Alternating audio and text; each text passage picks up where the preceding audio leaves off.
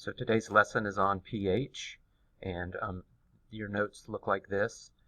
And I'm sure you're familiar with the pH scale, and this might be the scale you're familiar with, where pure water is neutral, has a pH of 7, and then as you move away from 7 towards the left and the numbers get smaller, these solutions are becoming more acidic. So milk is just barely acidic, and things like tomato gets more acidic than vinegar or lemon. Stomach acid has a pH of 1, and then sulfuric acid, which they use in car batteries, has a pH of 0. That's quite acidic, and the pHs can even go negative, which you might not be aware of. Then as you move greater than 7, you end up in the base range, and any of the cleaning products really are probably the things that are bases that you're familiar with. And the lesson on the properties of acids and bases probably listed some of them. So soaps and ammonia, bleach, and things like that. Those are all bases. We're going to look at pH today as more of what's going on mathematically and also what's going on chemically. But understanding that scale from the get-go always helps. So pH is defined as measuring it's the negative log of the hydronium concentration. So H3O is hydronium, and the brackets around it mean molarity. Molarity means moles per liter. That's just what that means. So it's a concentration. Remember, molarity is moles per liter. So it's the negative log of the moles per liter of the hydronium concentration. So before we look at that formula more closely, let's take a look at logs, the log scale in base 10. So I've got a bunch of numbers here, 1,000, 110, etc. You can see them. And then I've written them as powers of 10. So 1,000 is 10 to the third, 100 is 10 to the 2. 10 times 10 to the 2 means 10 times 10. 10 times 10 is 100. This is 10 times 10 times 10 3 times, and you've got 1,000. 10 to the 1 is 10, and 1, people forget about this one, but you can write that as a power. It's actually 10 to the 0. 10 to the 0 is 1. And now we're getting into less than 1, so between 0 and 1, fractions. We have a tenth, so it's 0.1, and that's 10 to the negative 1. You could also have written that as a tenth, and that 10 is right there, and you might remember that if you want to move something in the denominator to the numerator, you change its sign. So right now it's 10 to the 1, and if you moved it up there, it'd be 10 to the negative 1, and you'd have a 1 down there. Anyway, that's how that works. So 0.01 is 10 to the negative 2, 0.001 is 10 to the negative 3. So I'm just taking some numbers and writing them in a couple different ways. Well, what is the log of 10 to the third? If it's log base 10, and when it's written log, that's implied that it's log base 10. There's your base, 10. What is the log? It's the exponent. So the log of 10 to the third is 3. It's the exponent. So the log of 10 to the 2 will be 2. Log of 10 to the 1 will be 1. Log of 10 to the 0 will be 0. Log of 10 to the negative 1 will be negative 1, negative 2, negative 3. So we keep that in mind, and I'll probably refer back to it if I think about it when we start doing these calculations of how that matches up, how the calculations match up with this idea of logarithms. All right, so back to pH. We said it's a formula.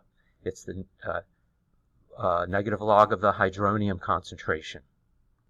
And you might remember where that hydronium concentration is coming from. When you take an acid and put it in water, the hydrogen will move over onto the water molecule and make hydronium. And that always happens with acids in water. So that's where that's when we're starting pH, that's a way of thinking about where that hydronium comes from. Okay, so now we're going to start really doing some calculations here. And so here's an example. We're really plugging into this formula here. pH is negative log of hydronium concentration. So example, find the pH if the hydronium concentration is 0.001. All right, well, that's one that we saw on here, 0.001, just to make that connection. So we're doing negative log of 0.001, and I'm having another sig fig here of 0. And so we do negative log of 1.0 times 10 to the negative 3, and we get 3. And let's look at that on the calculator. I'm going to hit the minus sign down here, and then the log key right there, and then I'm doing 0.001. You don't have to add the extra 0. You don't really even have to do the other parentheses, but then hit enter and you get 3. So that's how that's happening. Okay, so let's look at how this happened on these logarithms sheet here. We had 10 to the 0.001. That was the one we were looking at. So the pH really is this number right here, because you're taking the log of this, and what's the log? -3. And then the formula says, take the negative of that. So we've got this -3, and then we take the negative of that, it changes that to a positive. And so the pH is really this number right here. If you can write the concentration as 10 to a power, it will be the opposite sign of what that power is. That's how pH works. All right, well, you can go the other direction. Find the hydronium concentration if the pH is 3. So once again, we'll look at this formula. pH is negative log of the hydronium concentration. Now we're plugging 3 in for that pH, and we're trying to solve for this hydronium concentration. So first, what should we do first? Well, let's get rid of the negative sign. So we'll multiply both sides by -1, and the negative will make that a positive, and that will change this to a negative. All right. Now we're going to take the way to get rid of log is to do something called taking the anti-log. It's really the opposite of the log. And on the calculator, it works like this. We've got we want to take the the anti-log of -3. So you do second log, and that brings up the anti-log, which is this 10 to the x, and that's why I've written it over here as 10 to the x. And what's our x? It's that -3.00. Calculator doesn't know the difference between 3 and 3.00, so I'll just put in 3. And look, we're back to the 0.001 where we started. So these can go back and forth, and that's why I wrote it up here. In one direction, you're taking the log and you get 3, and then in the other direction, when you're taking the anti-log, you get 10 to the -3. Or down here, you have this, you take the log, you get -3, you take the anti-log, you get 10 to the -3. So that's just another way of how logs and anti-logs work. All right, let's look at POH. POH, like pH, is the negative log of something. So it's the negative log of the hydroxide concentration. So that when you see this little p here, all that means is take the negative log of something, whatever this is. If it's pH, you're taking negative log of hydronium. If it's POH, you take negative log of hydroxide.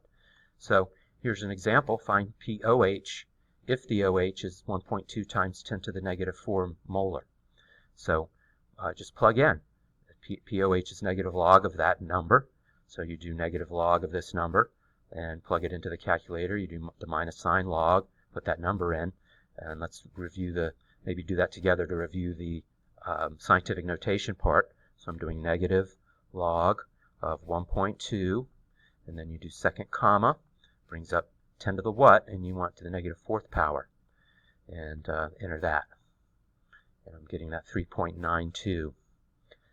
I'll speak briefly about sig figs. I don't count sig figs on the test because sig figs for logarithms are a little tricky, but the way it turns out is if you've got 2 sig figs here, so that tells you how many decimal places you use. And that's just the way it works for logarithms or sig figs of logarithms. All right, let's look at water's role in the pH.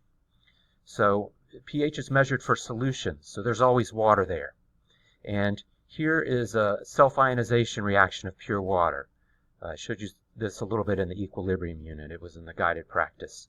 So water can actually react with itself. And when it does, one of the hydrogens will leave one water molecule and go on to another one, and that will give you the hydronium. And then when it leaves, you have hydroxide. So it turns out when you have any solution, because it always has water in it, you always have some hydronium, you always have some hydroxide. Now, the equilibrium of this lies way to the left. So when you have water, a sample of water, you mostly have H2O molecules. But you do have a tiny, tiny amount of hydronium and hydroxide. You can take their two concentrations, that's molarity, of the hydronium and the molarity of the hydroxide and multiply them together, and you'll get this number, 1.0 times 10 to the negative 14 at 25 degrees Celsius. And that number is always that number at 25 degrees Celsius. It doesn't matter what these concentrations are. They're always going to multiply to give you that 1.0 times 10 to the negative 14. Well, given that we have this formula here, or this equality, we can find the pH of that. pH is negative log of hydronium. What's the negative log of let's see, well, I skipped a little bit of math here, but these are both the same. If you have 1 mole of this, you have 1 mole of that, so they're the same. And so this would be this amount divided by 2, which gives you this 1.0 times 10 to the negative 7.